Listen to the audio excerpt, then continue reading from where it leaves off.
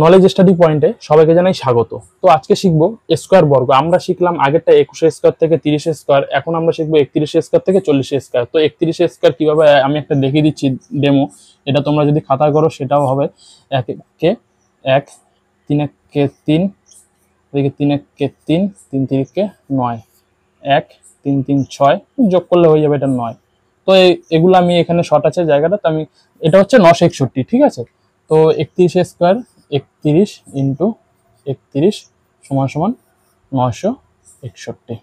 তো সিমিলারলি পরবর্তী 32 স্কোয়ার কি হবে, 32 ইন্টু 32 সমান সমান এটা হচ্ছে কত 1024। তো নেক্সট চলে আসি 33 স্কোয়ার কি হবে, 33 ইন্টু 33 1089, ঠিক আছে। তো 34 স্কোয়ার কি হবে, 34 ইন্টু 34 সমান সমান 1156, ঠিক আছে।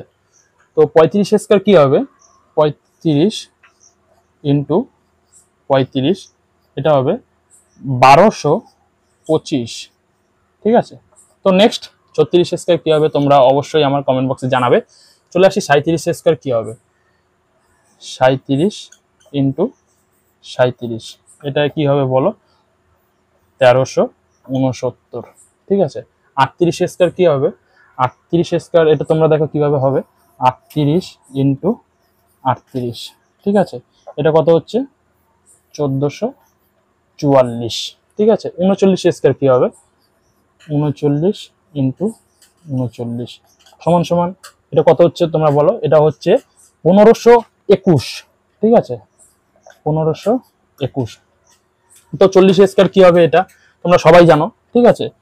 এটা 40 ইন্টু 40, এটাও তোমাদের জন্য হোম টাস্ক রইলো। এটা অবশ্যই এটা আমার কমেন্ট বক্সে জানাবে, ঠিক আছে।